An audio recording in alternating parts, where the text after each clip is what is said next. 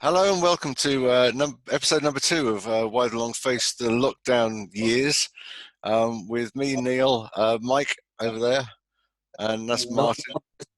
no, you're wrong. Neil over there, Mike Well, down there. the viewers are going to be seeing that. Okay, so big thank you to everybody who watched our last video, which was very much a sort of trial run. We got over 100 views, which we're really happy about, and some of you have subscribed, which we're also really thankful for, and we hope you like this one too. So we're going to start with our little logo, if I can work out how to do it. Here we go. Seamless, Neil. Seamless. It's There we go. I don't know if you can see that, but so I'm gonna hum the theme tune so we're not in breach of copyright. Okay. La da da da da da, la da da da da da, la da da da da da da da da. Da da da da da da, da da da da da da, da da da da da da da da. Okay, there you go. a thing of beauty. Thank you. Is it gone? And because we don't know about, because it somehow magically picked up on our theme tune last week, and we're not sure whether they're going to ask us for any money for playing it. So I've got to look into that. But anyway, so how are you guys this week? Yeah, I'm all right. Thanks very much, Neil. Yeah, okay. Yes, I'm very well, thank you, Neil. And it's a very interesting painting behind you, Mike. Very surreal. Oh, really? Well, this one here, just to my left. No, the painting right behind you. I believe it's entitled "The Ceiling Lamp." It is. Can you see it? If I move that way, you can't see it. Some of the very early surrealist school, I think. You know. I must explain. I've had a few issues with Wi-Fi today, so I'm sitting as close as I possibly can to the router without actually, on top of it. So that's why maybe it's perhaps not the best background of the house, but it's okay. I have put up my Enter the Dragon poster in the background. I put up my mirror. You really have. You're going to add to your backdrop of each subsequent show, then, Neil. I might do, Martin. And then maybe, because let's face it, this is going to go on for months and months. And maybe the last show that we do, when we know we're going to be released, you could take one away and we can try and guess which one's gone. Fun parlour game. So I think which episode was this? I think before we go any further, though, actually, we should just do a little bit of housekeeping from last week and just a few things we got right and a few things we got wrong. Absolutely. From my part, I feel I should comb my hair next time. I was very aware of myself and my hair. I noticed that this time I've cropped the top of my hair so that it doesn't look like it's uncombed. They can't see your outrageous quiff because it's sort of off camera. And also, I'm not drinking red wine, which is good for lots of reasons. It's a Monday evening, so I think drinking red wine tonight would be a bad thing, probably. But particularly, I don't know if you noticed, and you can only really pick it up if you're looking at, if you're watching this on widescreen telly. But I had tannin. I had red wine lip. Oh, that's never a good look. I thought that was just your look, Mike. I thought it was the You see, I thought he's at home. He can do what he likes. See, like the radio show, which I never have ever listened to again, I haven't watched it. I cannot watch it. I can't bring myself to watch it. So any flaws, any kind of things I do which are inappropriate or you shouldn't do on this kind of format, like guffaws or snorts or any of those things that I didn't get to learn in media training because I haven't had any media training, they're still going to reoccur. So I think that's a good thing. So what are you drinking tonight then, Mike? I'm drinking water tonight, Martin. Water. Adam's Ale, Mike. Adam's Ale, yeah. I was going to sample the cooking wine this evening. No. The cooking wine. Well, Maybe open that later. You see, I'm okay. A quick hand up, guys. Come on. I couldn't find my hand. I put my hand up out.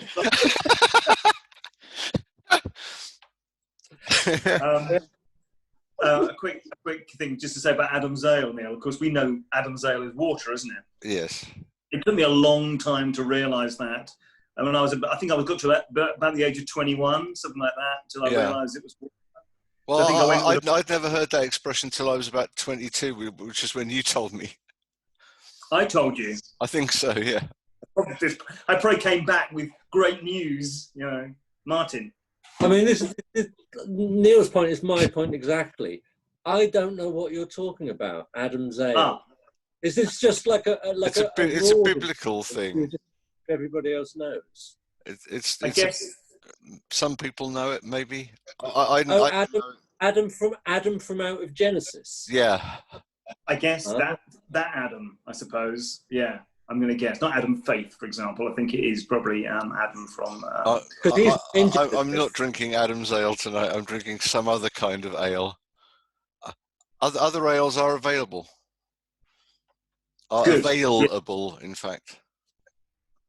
Well, there we are. So, Martin, you've learned that tonight. So you got to the age of what? Well, I have learned that, but I haven't really learned that, have I? I don't know what it means. I don't know its origin. I guess arguably, you know, birth of man and all that sort of thing, I suppose. You know, he doesn't, you know, there wasn't much kind of brewed liquor around, was there? Or, you know, and so it had to be just water, you know, straight from the spring of life. Right, so. Could have made cider. That can also be referred to Adam's Ale, providing you're in the company of Mike, who can explain it to whoever you're with. Is that how it works, Ed? Make it up in a kind of, you know, I don't know. I think that's roughly, I think, what it must mean. Okay, so you were 25, Neil, when you learned that, when Mike told you. I was 50 when Mike told me that. So when somebody you know is 75, make sure you let somebody know. Let somebody know. Keep it going. I think that's going to peter out in a couple of generations. But, no, remind you. We can but try. From last week, there was ended with a question about William Shatner's divorce settlement. Do you know what he got as in his divorce settlement? No, I don't. He got a basically horse spunk. His it's such a bizarre headline because William Shatner didn't care about that. You know, she got the house, the cars, and the horses, but he got exclusive rights to the horse's ejaculate. The reason being is that he and his wife run a horse stud. I guess it was something like that. So the sperm of the horse has, you know, value. Great monetary value. Yeah, but it's just a little weird thing I saw. Yeah, that's crazy. Do you know, I've been on tenterhooks all week waiting. So he got custody of the horse. In a minute, Mike. In a minute, he got custody of the horse. No, she got the horses. But okay. So he was allowed sort of unlimited access. Yeah, he's got full rights on the. Yeah, I can read you the article if you want. I mean, it's no. You know, you just keep that article. But as I say, I have been on tenterhooks all week, and I imagine the 75+ unique views we've had on our YouTube channel are also, all of those have been on sort of tenterhooks as well, waiting for the disclosure. I imagine they're two horses. Actually, he gets two of their horses, right? He gets, and they're called Renaissance Man's Medici and Powder River Shirley. are the names of the horses. Look at that. And apparently, she also gets. Adam's out of that. She also gets the keys to multiple vehicles. It says. Wow. So can I ask you what? Shatner's single again is the main. You know. Is this quite recent then, Neil? Yeah, very recent. Yeah. Oh, okay. A couple of weeks ago. Thanks for that. So how's your week in lockdown been? Okay. Well, this is what I was going to talk to you guys about because I've had about 4 of the last 5 mornings of my day has started with a brutal massacre. Mm-hmm. Because I've been coming into my kitchen, and there've just been ants everywhere, and so I've been slaughtering ants basically, Mike, this week, and I must have killed hundreds by now, and I feel slightly bad about it. But as I was killing them, I thought of you and Martin, and I thought, well, you know, I obviously stand on ants, okay, but I wondered where you stand on ants. Well, that's very good. Well, metaphorically and literally, perhaps. Indeed, because I know you're very much, both of you are the kind of people who sort of, you know, will save that wasp, you know, will just kind of guide it out of the door, you know, and the spider in the bath, you know, you'll catch it on a twig or something like that and place it outside. Neil, any man who's worthy of the name of human being, and it really is going to be the person who lets out insects. You know, if you're any kind of person. I don't disagree with you, Mike, but where do you, if you know, presumably you're not getting ants coming into your kitchen. I think Martin wants to. Where do you draw the humanitarian line, is what I'm saying. It has been a long time since I've done like the kind of ant stomp dance. I can't remember in adulthood stomping on ants. You know, that kind of full-blown massacre that you're talking about. This isn't. Do you think this is a long-term solution to your ant problem? No, I've actually partly resolved the problem, Martin. But I was going to come onto that later. I just wanted to know. I mean, I presume neither of you have had an ant invasion this year. Well, can I just draw? Anyway, Martin, sorry, you go on. Well, having trouble with ants? What you need is an ant bait station. You can't do that. We're on YouTube. You're going to be like, you'll get us banned or something. I'm sure. Terrifying. Well, can we not just say that this is a review show? That's a mistake. This is a consumer issue. No, because I know that because you were keen, because I know you kind of hinted that you're having an ant problem, and I remember that I found these in my house last week, so I think we perhaps might have had an ant problem that I didn't notice. But it hasn't been opened yet. It has not been opened yet, so maybe our gentle coaxing, maybe our sort of talking nicely to the ants, and they departed. I don't know. Did you have that product on hand just because you knew I'd be talking about ants? This is television. These are the things you have to do. It's amazing. Can I? Oh, yeah. Yeah. This looks. Just leave it down. I can't. You can't. Not yet. And it's got like the ant poison. Yeah. Inside. Yeah. And you know, rather than having that powder sort of trail across your kitchen or whatever. Yeah. Principle, isn't it? They pick up the poison and they take it back to base, and every ant died. Yeah. So the poison's inside, so it's kind of it's kind of more aesthetic, I think. Your kitchen. Can I just say that? Okay, yeah. Well, I was going to say, this takes me back a few years when the last time we had an ant infestation in our conservatory, and I have got a bit of an issue with kind of ants coming in volume. I do find that a little bit unpleasant. So unfortunately, we did buy a similar ant station to Martin's, and we put it down.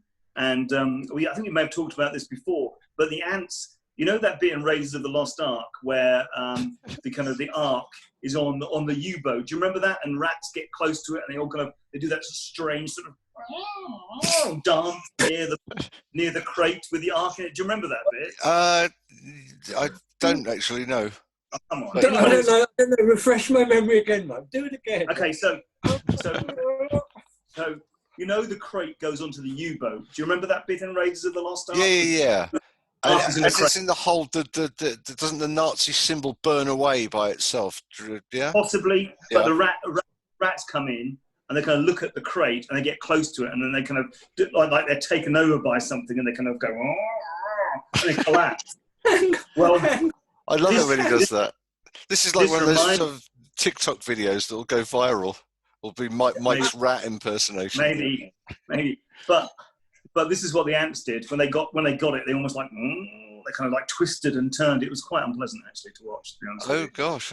You see, I'm shocked by both of you really, because if anything, surely my method is more humane in this particular instance, because I'm killing a few score of them.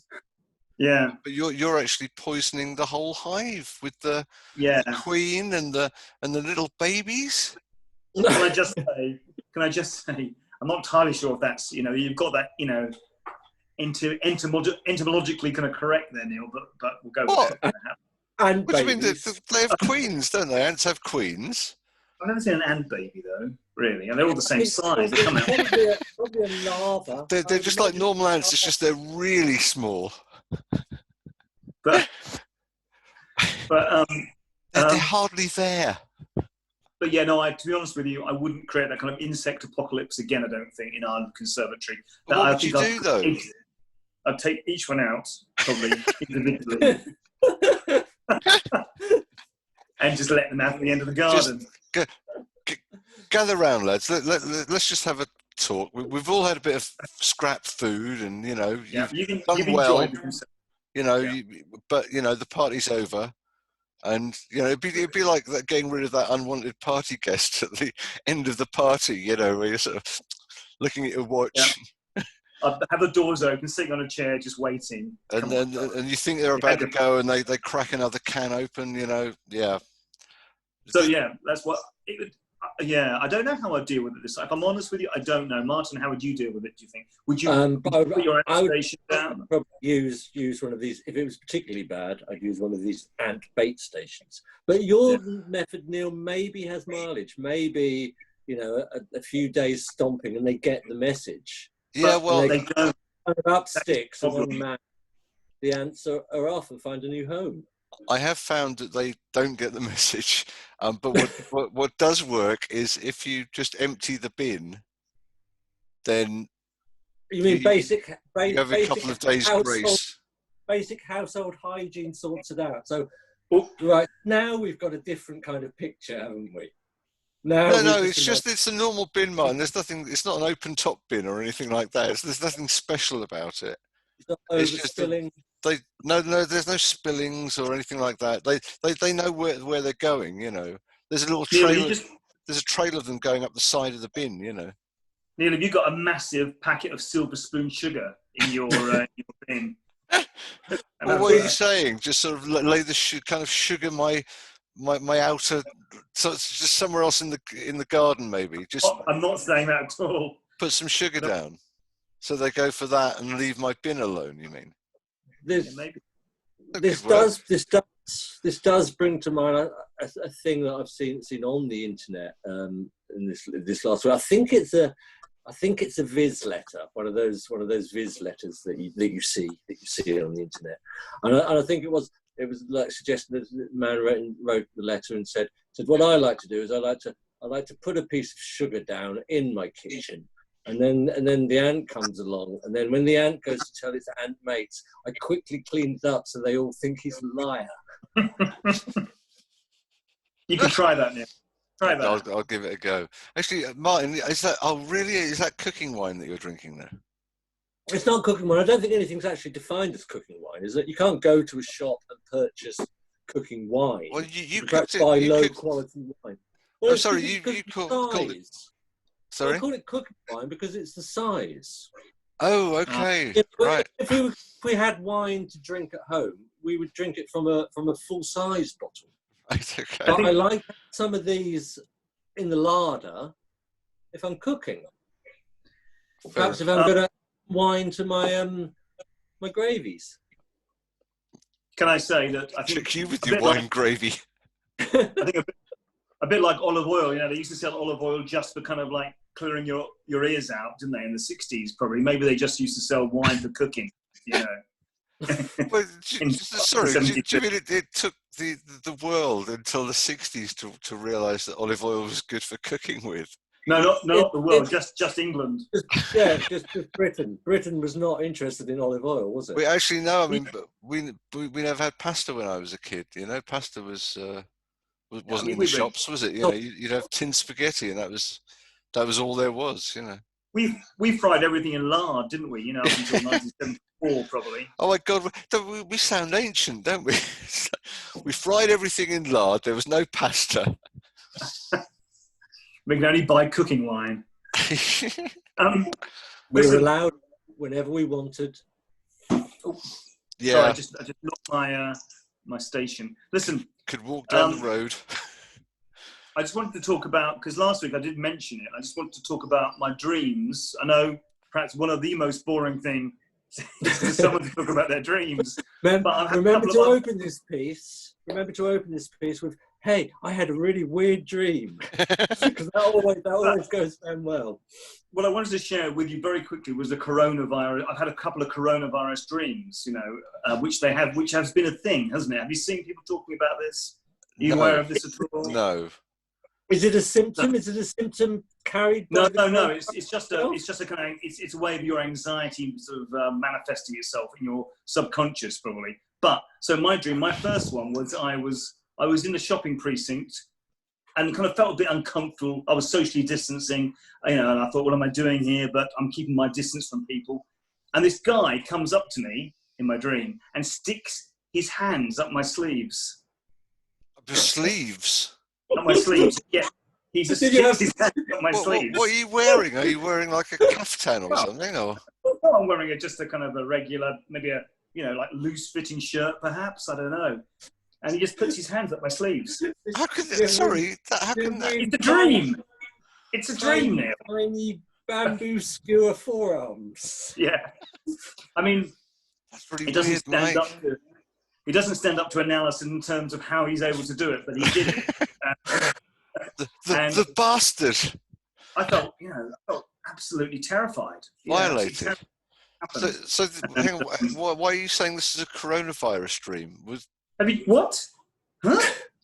So I was in this shopping precinct. Yeah. I was during the time of the coronavirus. I was having a dream. Yeah, that doesn't make it. Yeah, that's you basically. It doesn't make it a coronavirus dream. I thought you were going to say you were attacked by a giant molecule or something. Huh? It is. It was just a bloke, wasn't it, in a supermarket?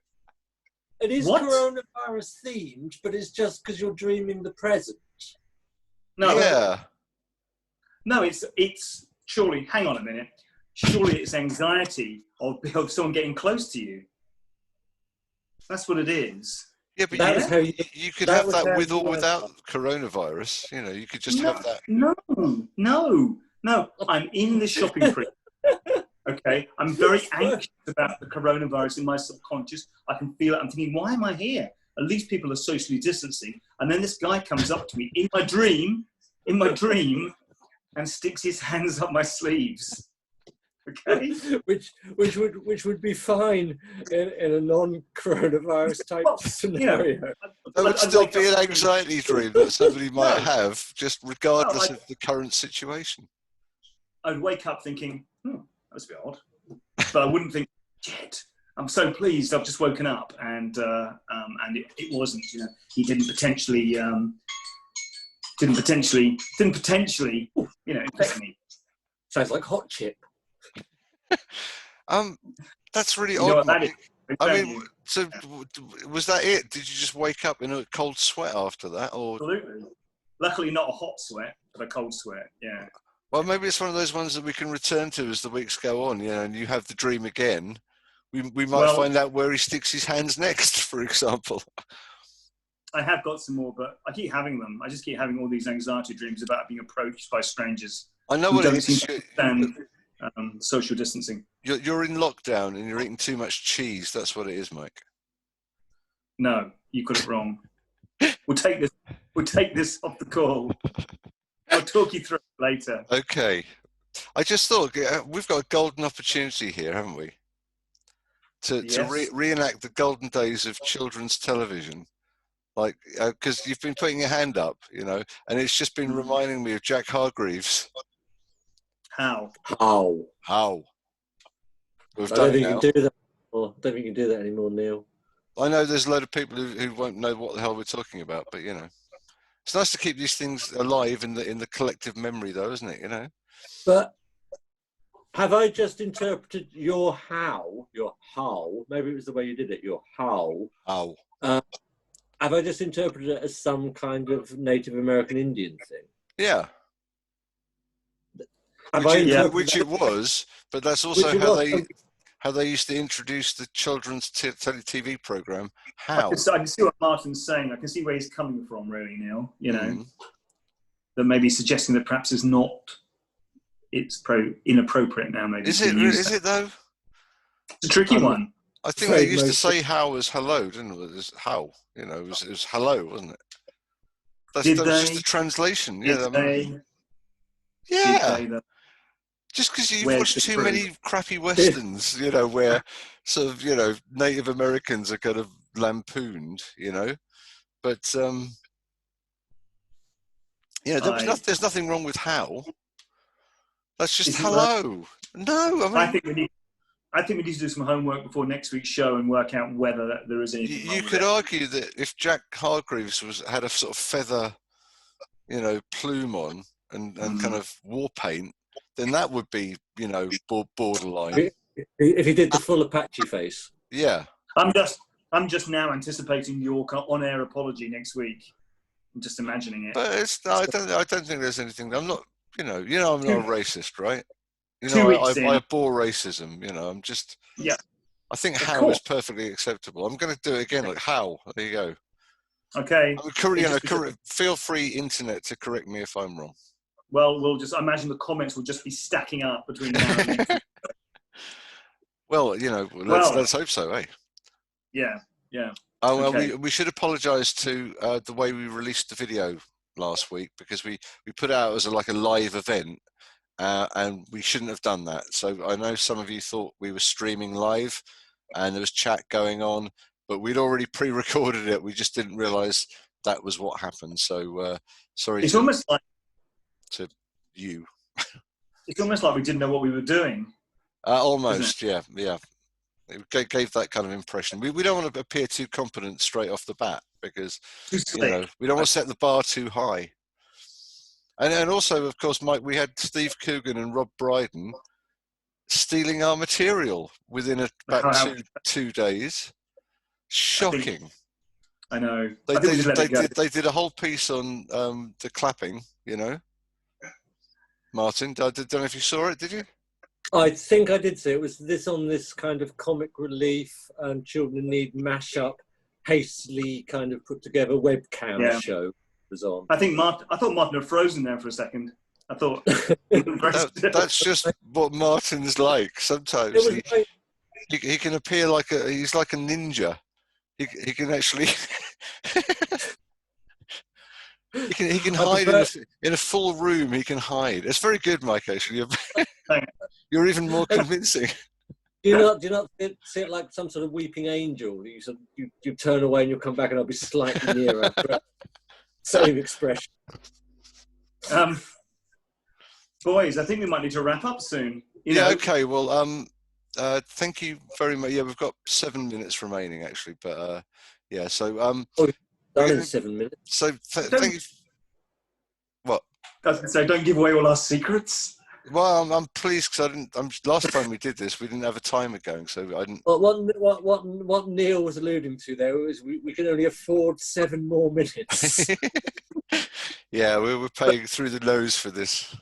Hey, but if you like the show, if you like the show, then down there there's a subscribe button, and there's also a little like thing that looks like that, and you can click that, and it just inflates our egos. So please do that. Is that what it's for? Yeah, that's all it's for. Even if you didn't like it, click on the thumbs up button, because there's also a thumbs down button, but click subscribe and then click the thumbs down button just to show that you don't like it. That's really negative. There's a thumbs. Can we disable that option? No, it's okay. I don't think we should encourage people to do that, if I'm honest with you, Neil. No, as long as they hit the subscribe first, though. All right. I'm sure that does something for us. I'm not sure what, just makes us feel good. And hopefully, we're going to be back next week, presumably, with another one of these. Another little half-hour segment, maybe catch up on Mike's dreams. Yeah, I'm bound to have had another one by then. So yeah, a man comes up to you in a supermarket and does your tie. Oh, see? That's crazy, isn't it? Does it just a little bit too tight? Oh, my God. Oh. Listen, we're going to talk about this. Anyway, until next week, I guess. Thank you for watching YouTube Land. And yes. we'll see you again soon. Cheers Okay. and stay well. And good night. Stay safe. Bye, everyone. Bye.